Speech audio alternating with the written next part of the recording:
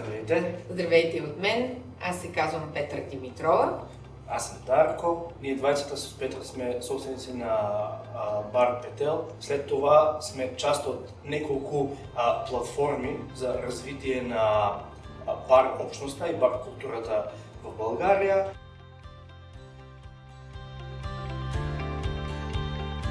Когато се записахме в Академията за автентично лидерство на Милена Хаджииванова, ние бяхме в началото, поне аз лично, бях в началото на пътя си като предприемач. Точно бяхме отворили този бар, в който се намираме в момента. И попадайки на нейния анонс за това, че това е един тридневен обучителен семинар, между семинар, курс, академия, сметнахме, че наистина това, което се предлага, да намериш себе си като лидер на една даже малка общност, какъвто е нашия екип, си има своите предизвикателства, да го правиш по начин, по който е автентичен, да идва отвътре, от теб, на базата на натрупания опит, беше едно от нещата, които лично мен ме провокират да се запиша. Аз все пак съм от Скопие, се нуждая в една по-различна среда и се нуждая в едно малко по-високо ниво на това, което бях до тогава.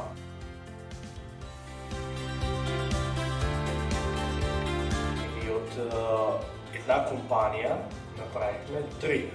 Това, което се промени специално при мен, много практически неща си взех аз от академията. Особено симулациите, които имахме с Башар Рахал, имаше определени казуси, които след това ми се наложи да решавам, и то по много близък начин, по който ми се бяха случили по време на симулациите с него. И преминавайки през тези, колебания, които може би съм имала в момента на тази симулация, в последствие с обратната връзка, която получихме от тях, от Милена и от Башар, много по-лесно реших последващи казуси, които така работният процес ни постави в тях.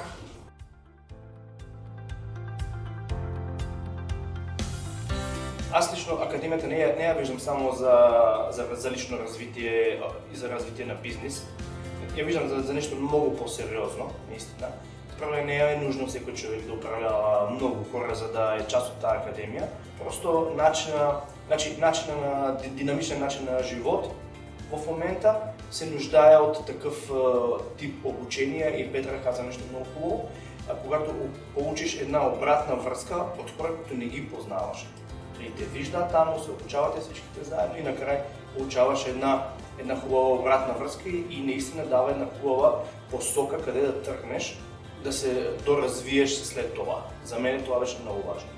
За мен съвременните лидери, които наистина ръководят, аз казвам лидери, не казвам менеджери, защото наистина има разлика между менеджер, лидер, ментор. Едно беше нещо, което така ми остана изключително запечатало се в съзнанието, че в един определен момент изкристализира една фраза, че всъщност лидерството е като родителство. Тоест, ако искаме наистина да създаваме устойчиви екипи, да създаваме перспектива пред тях, така както бихме създали перспектива в едно семейство, би трябвало наистина да се водим от това, че преди всичко сме техни ментори, след това лидери, и съзнавайки, че като един родител ти трябва да се грижиш за това семейство, което създаваш в твоя екип, особено когато има вече и добре изградени връзки. За мен това е най-важното, което би дал на бъдещите такива участници в академията, да намерят този подход, защото при нас, в нашия бар конкретно, той работи много добре. Има много хора, които се оплакват, че нямат персонал в нашата индустрия. Ние не страдаме от такъв тип проблеми, просто защото подходът ни е точно между ментор, родител и лидер. Това нещо специално при мен се отключи след като участвахме в Академията за автентично лидерство.